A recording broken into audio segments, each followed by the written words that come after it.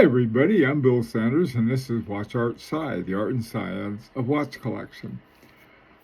Today what I want to do is talk about a watch that it's what we'd call an alpinist watch. In other words, something for people who like to tromp around mountains. I have one on now. This was the one of the ADs sent it to me, and it was when he sent it. Usually, when somebody sends me a watch to review or a series of watch, they'll have the box and everything like that. It didn't take me long to realize that this one had been used, but the thing is, I couldn't have been happier, and I'll tell you why in a bit. But right now, let's take a look at this company called Hercules in Switzerland. Now, they go, they're based on a company that was around an Austrian company, and a couple guys named Hinsey and Fluh were a couple watchmakers, and they had made watches in 1953. They went up this famous mountain, and that they had called, I think, the Killer Mountain because so many mountain climbers have been killed on it, and they took a watch that looks very much like this one and made it. And so anyway, so they designed a lot of the design of this watch was based on what Hinsey and Fluh had. Okay, so let's take a look at this company. This is an easy one, really. The dials are, as far as I can tell, are identical, but the movements are very different. One is a micro rotor automatic, and I'll be talking about that in a second. And the other one is hand wound, double-barreled. The double-barreled one is a 5-day wind. So you wind it up, you got it for a work week, and the other has about a 70-hour one. Now the prices are in euro. The euro and dollar and Swiss franc are right in the same area, so you can sort of add a little or subtract a little depending on what currency. The micro rotor is 5,395 euros, and the hand wound double barreled is 4,995 euro. Both of these watches, which is the entire line of watches for Hercules, they're a medium priced. Okay, they're not bargain price, they're not high horology, but they're right in the middle, and that's what we've got to judge them on. And so let me get started about this. Now, the first thing is the dial. They call the snow dial, and it comes in pink and white and green and blue. And it's a kind of dial, the very clean dial. At a glance, you can see exactly what time it is. So 12, 3, 6, and 9, and then the little index markers in between. It's got a nice big red second hand, and if you're using the second hand for anything, it's available for that. Now, here's the interesting thing about this. The one they sent me had been on top of Mount Everest. Is that they have this guy who is a mountain climber who is an ambassador. So they said, okay, take this one up to the top of the mountain and see how it's doing. And because when I got it, at first I thought, well, this is sort of an unusual case for it to be in. And yeah, I didn't think about it. I figured, well, they're sending it out for a reviewer. And, I'm glad they didn't include everything else. I got a closet full of boxes I never used. But they sent this one. And when I was looking at it, I said, I look at the strap and the other parts, and I said, this is used. And again, so what? I could still evaluate it. But one that had been on top of Mount Everest, I thought, oh boy, this is going to be a lot of fun. Now, one of the things I learned about this watch, I learned about something beyond the watch. Now, you're probably familiar with the Geneva seal, Pointe de Genève, mispronounced, but it's a Geneva seal.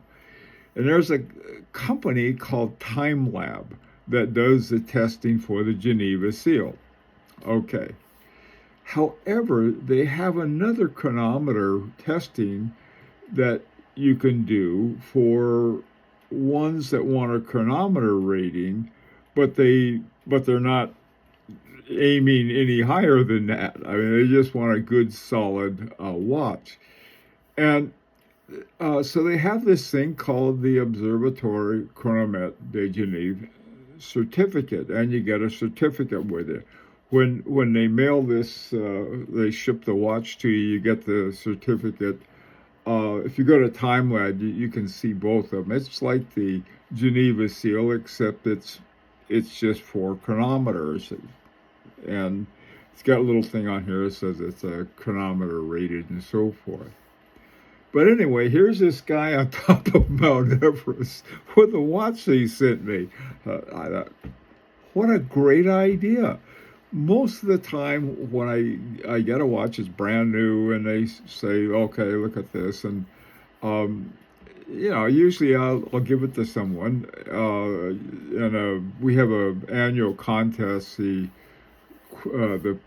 Grand Prix picks, and the last one we had, there was this wonderful watch from Dumont that was sent to me, and I reviewed it, and then I had it for a prize. This one, I know a guy who climbs mountain.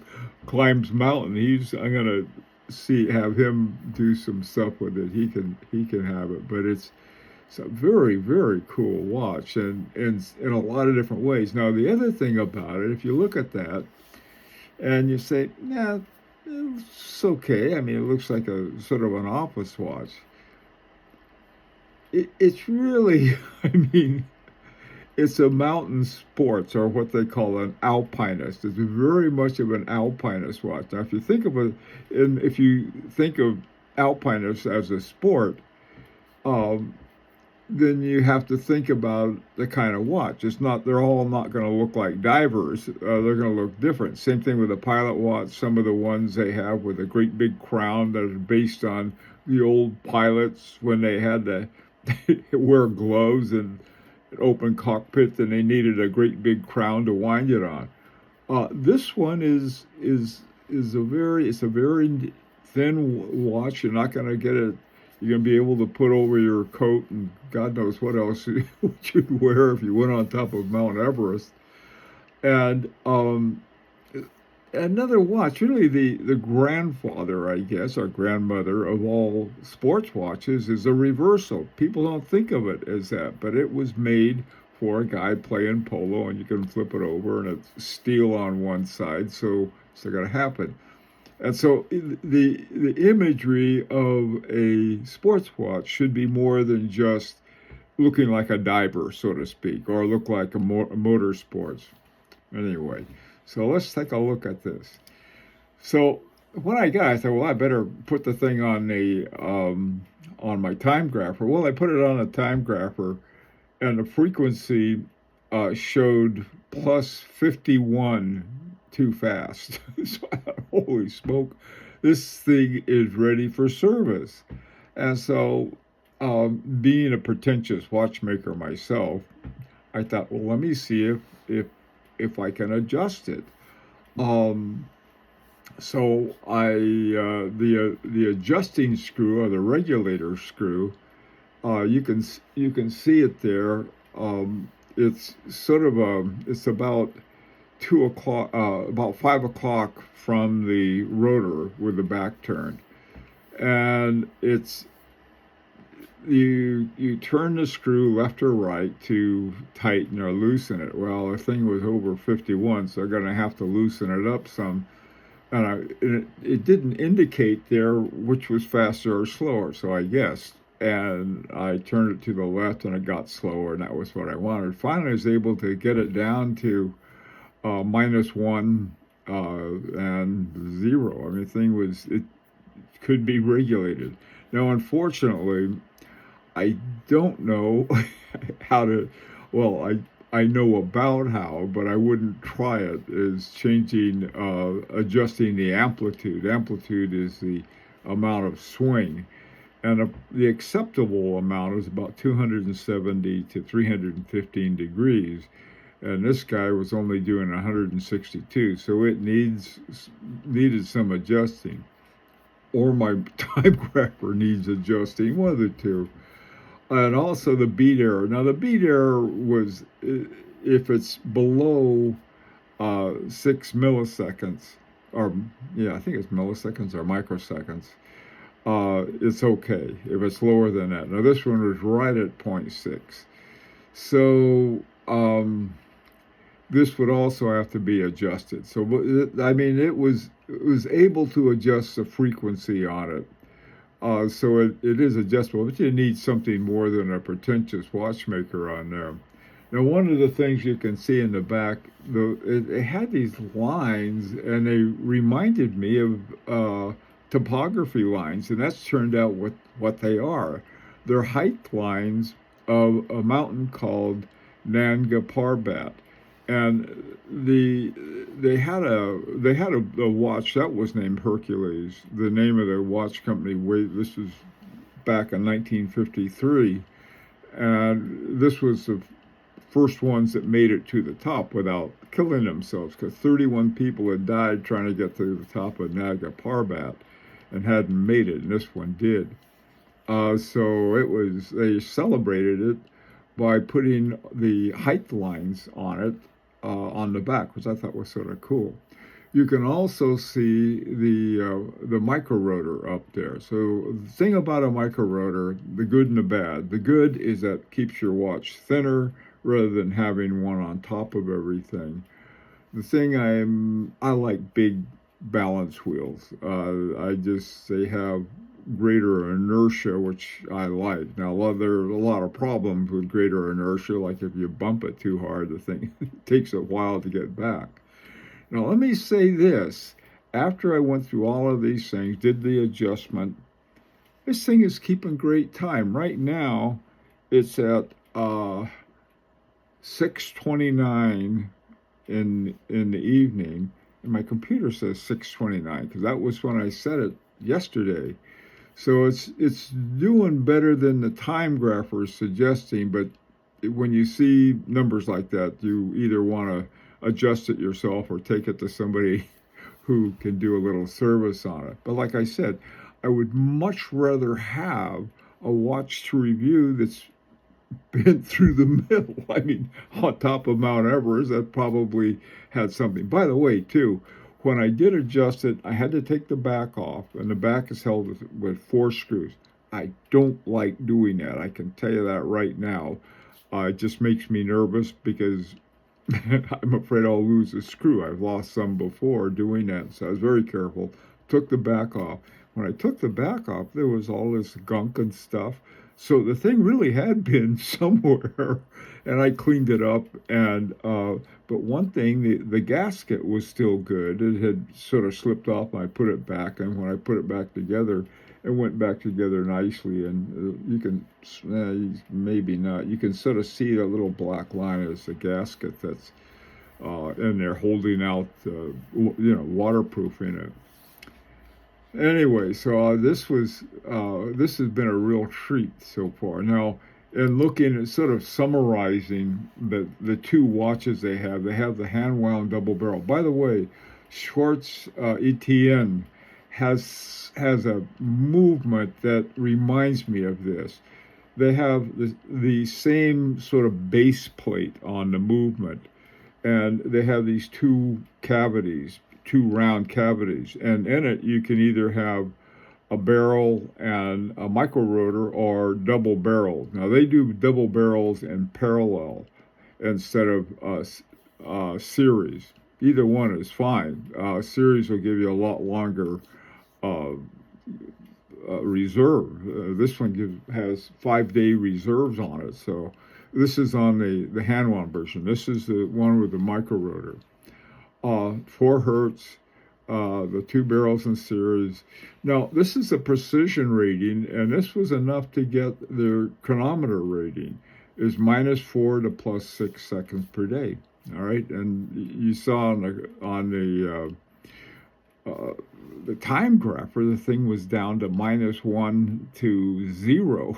I mean, they love a precision like that. Got 3 hands, hour, minute, and central second. This, by the way, the same dial is on both of them. Then they have the mountain height line filled, and it is something called BGW9 Superluminova. Okay, and it's officially chronometer certified, ISO 3159, 100% Swiss made. Okay. And then the other one, the one that I'm wearing right now, is called the Micro Rotor Automatic. Now, in the back, one of the things they why did they put in the Luminova, the Super Luminova? And so they had a picture that they took. So I thought, well, I'm gonna try mine. So I put it up up by the window, and the sun was shining on it. Man, I tell you, I took that thing in the closet. I took a picture of it. There was so much light from it, it blurred on the picture. But yeah, that Super Luminova really does the trick for you. And they also have it too on the hands, and I believe, yeah, they have it on the hour and the minute hand as well too. They don't have it on the indexes, so.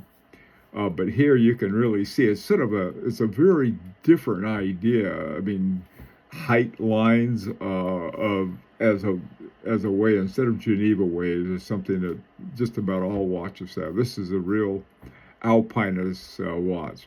Well, anyway, if you happen to have one of these, I'd really like to hear from you what your experience has been. Mine has been a lot of fun. I really enjoy it. But that's me, and I always like to hear other people's what they think. It's an opportunity to subscribe if you like. And until next time, this is Bill Sanders for Watch Art Sci, the art and science of watch collection.